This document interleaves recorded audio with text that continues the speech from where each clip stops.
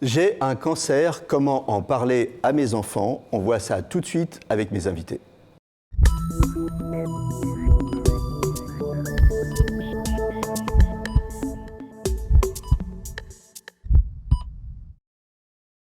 Avec moi sur le plateau de Capital Santé, donc Anne Schweighofer, vous êtes patiente experte, fondatrice de Patients Conseil, et vous êtes co-auteur du livre Maman, là j'ai mon papa, bon mais c'est Maman explique-moi ta maladie. Hein. Et Antonia Altmeyer, vous êtes psychologue au service d'oncologie médicale et de radiothérapie de l'hôpital Nord-Franche-Comté, et vous êtes co-auteur de Maman, explique-moi ta maladie, hein, que je viens de montrer, et de Mon papa est malade. Alors celui-là, on peut le trouver en librairie, et ceux-là, c'est des outils très très importants et très très efficaces, on va en reparler après, et ils sont disponibles, eux, gratuitement dans les services d'oncologie, et c'est le laboratoire Amgen qui vous a aidé à faire ça. D'accord ? Anne Schweighofer, vous avez été diagnostiquée d'un cancer du sein en 2008, avec une récidive en 2010. Vous êtes toujours en traitement, vous êtes maman de 2 jumelles, elles avaient 4 ans au moment du diagnostic, 6 ans au moment de la récidive. Et vous, l'annonce de la maladie, ça a été rapidement une obligation parce que la fatigue, l'hôpital, la perte de cheveux, et puis ce petit boîtier que vous aviez sur la poitrine. Donc c'est compliqué d'annoncer ça à des toutes petites, vos toutes petites. C'est compliqué et indispensable parce qu'évidemment, on partage notre quotidien avec nos enfants. Et donc, quand on perd ses cheveux ou qu'on parle de cette petite boîte dont vous parlez, qui est en fait le porte-à-4 qui permet d'administrer la chimiothérapie, les enfants sont demandeurs des raisons de ces changements. Et effectivement, c'est compliqué d'annoncer la maladie à ses enfants. Ça peut être des moments graves, mais je pense que c'est tout à fait nécessaire. La réaction des filles, c'était quoi? Elles ont eu peur, elles ont pas compris. Qu'est-ce que c'est? Je ne sais même pas si elles se posent la question de la peur, de la compréhension. Pour elles, tout ce qu'on vit avec elles est normal. Hein. Mais effectivement, la perte de cheveux, c'est quelque chose qui est vécu comme une violence. Et puis les questions des copains à l'école et puis les remarques. Mais maman, ta maman a un cancer, va-t-elle mourir? Oui. Donc c'est un moment compliqué.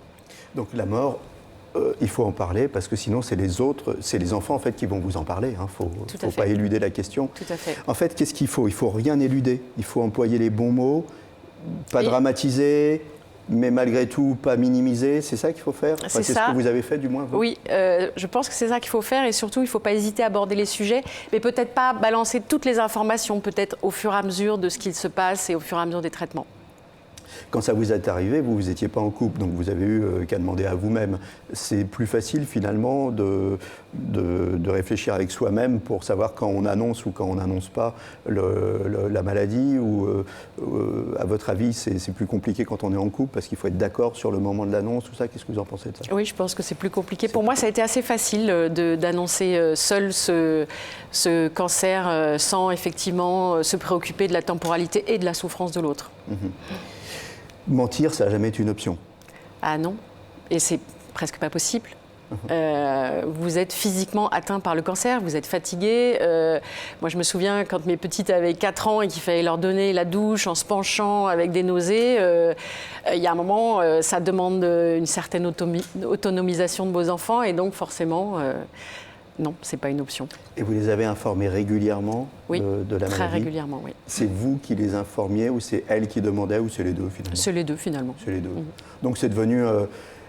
Est-ce que je peux dire que c'est devenu quelque chose, une conversation banale finalement entre vous? Exactement. Vous avez parlé du cancer comme vous auriez parlé du boulot, comme vous auriez parlé des prochaines vacances? Exactement, et j'ai envie de vous dire, comme je suis toujours en traitement, que ça fait partie de notre quotidien et qu'elles ont grandi avec la maladie. Oui. Et qui fait partie de notre quotidien. Demain, je vais à ma chimio. Alors, ça paraît lourd comme ça, mais malgré tout, vous nous avez dit en préparant l'émission, il ne faut pas oublier de vivre. Et puis, vous avez l'air joyeuse, être super souriante, tout ça. Il ne faut pas oublier de vivre, il ne faut pas oublier de maintenir une vie sociale pour la famille. Il ne faut pas oublier les loisirs, il ne faut pas oublier de partir en vacances. Et je pense qu'on peut faire tout ça. Donc il ne faut pas se laisser phagocyter, bouffer, j'allais dire, par la maladie, c'est ça? Parce que sinon c'est trop lourd pour tout le monde, y compris pour les filles. Oui, et puis c'est de leur enfance. Une enfance, on n'en a qu'une. Elles ont quel âge aujourd'hui? Elles ont 15 ans. 15 ans. Une enfance, on n'en a qu'une, et je pense qu'il faut préserver l'enfance de ses enfants. Il faut tout faire pour que ça reste un moment, vous le savez tous, on n'oublie pas son enfance. Donc il faut que ça reste un moment joyeux, ouais. Antonia Altmeyer, qui doit annoncer le cancer aux enfants? Est-ce qu'on laisse ça aux médecins? Est-ce qu'on laisse ça à des psys? Est-ce que c'est les parents? Est-ce que c'est plutôt papa? Est-ce que c'est plutôt maman? Qui doit annoncer le cancer aux enfants? Moi, ce que je conseille... Et est-ce qu'on doit l'annoncer? Oui. C'est la première question. Oui, on doit l'annoncer. Certains parents ont tendance à vouloir protéger leurs enfants en gardant le silence, mais c'est beaucoup plus dommageable pour l'enfant de ne pas savoir, de ne pas avoir d'explication, puisqu'il ressent plein de choses. Ce sont des éponges émotionnelles. Donc moi, ce que j'explique aux parents, c'est que c'est important de l'annoncer et que ce soit eux qui l'annoncent. Parce que l'enfant, il les connaît, il a confiance dans ses parents.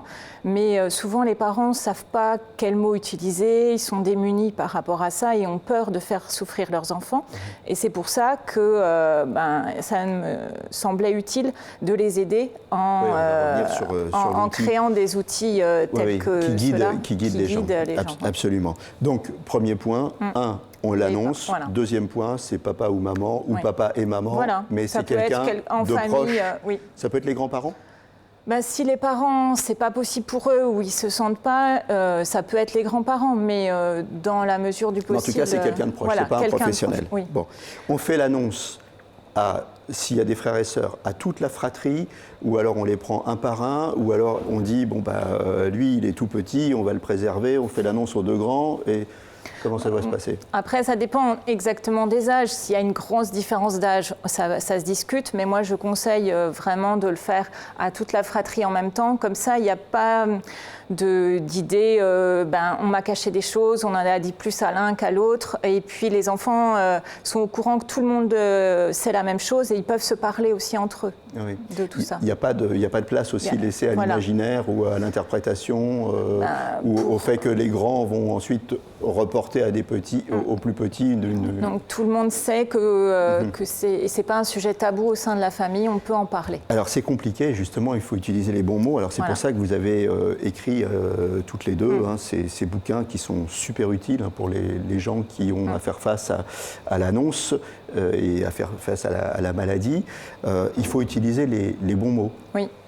Alors c'est quoi les bons mots? Les bons mots, c'est de dire la vérité, mais de manière simple, en laissant de l'espoir aux enfants. On prononce le mot cancer. On prononce le mot cancer. On ne dit pas papa est très malade ou maman est très malade. On prononce le mot cancer. Le cancer, c'est le nom de la maladie. Et justement, ce livre, il est là pour lever un peu cet imaginaire et cette peur autour du cancer, de donner de l'espoir, d'expliquer très simplement ce que c'est, mais de manière scientifique et juste, et de lever un petit peu ces craintes, d'expliquer le parcours de soins, d'expliquer les effets secondaires, d'expliquer l'après-cancer. On explique clairement les choses. Voilà. C'est-à-dire sans dramatiser, mais sans minimiser, sans fausses promesses. Sans faire de fausses promesses. Voilà, c'est ça, c'est important ça. C'est-à-dire qu'on ne leur dit pas papa ou maman va guérir, alors qu'on sait très bien que peut-être pas. C'est possible que malheureusement ça ne fonctionne pas. Le livre n'aborde pas la question de la mort, c'était volontaire pour donner un message d'espoir, puisque ce livre est utilisé au moment du diagnostic. Donc il faut donner de l'espoir, mais pas des faux espoirs. Oui. C'est ce que vous nous dites, c'est ça?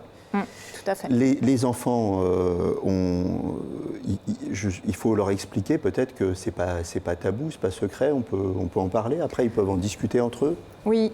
Et ça, c'est effectivement pour ça qu'on a fait double entrée. C'est un message à la fois pour les enfants, mais aussi pour les parents qui peuvent avoir tendance à dire c'est un secret, on ne le garde que dans la famille, par peur justement d'avoir des réactions des petits copains qui disent des... On avertit l'école. Et on avertit l'école. On avertit l'école pour que la maîtresse soit au courant, puisse être vigilante par rapport à...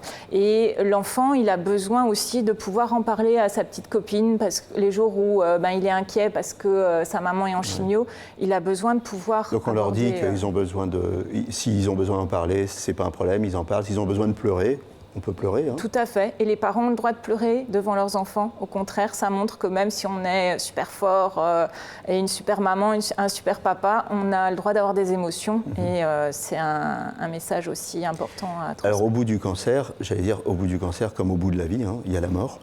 Oui. Au bout Ça de la vie, il y a peut toujours arriver. la mort. Au bout du cancer, il y a parfois la mort. Parfois, c'est pas Alors, systématique. Comment on en parle de ça? C'est pas dans le livre exprès, Non, vous c'est l'avez pas dans dit, le mais, livre. mais comment on en parle? Mais malheureusement, quand ça arrive dans la famille, ce que je conseille, c'est de, là aussi, utiliser des mots vrais, pas utiliser de périphrases. Un enfant ne comprend pas les périphrases et il a est besoin endormi, il est parti, Voilà. Il des ne faut choses surtout comme ça. pas dire il s'est endormi, il est parti, D'accord. parce que ça va l'inquiéter. Ça, c'est plus qu'autre chose. quand il est mort, mais l'éventualité de la mort. Est-ce que vous en avez parlé, vous, avec vos jumelles, de l'éventualité? Ah oui, je me souviens d'une séance sortante de chez le psychiatre où elles ont abordé avec le psychiatre la mort et d'en parler, mais je les ai vues se redresser. Comme si elles avaient laissé un paquet à ce psychiatre. Et ça leur a fait beaucoup de bien, bizarrement, d'aborder le sujet. Alors vous êtes devenue patiente experte aussi. Alors 2 mots sur, c'est quoi patiente experte? Alors, patiente experte, c'est donc quelqu'un qui a été touché par une maladie, quelle qu'elle soit, et qui se forme afin de travailler auprès des soignants ou auprès des laboratoires, ce qui est le cas ici, pour concevoir des outils pour les patients, du point de vue des patients.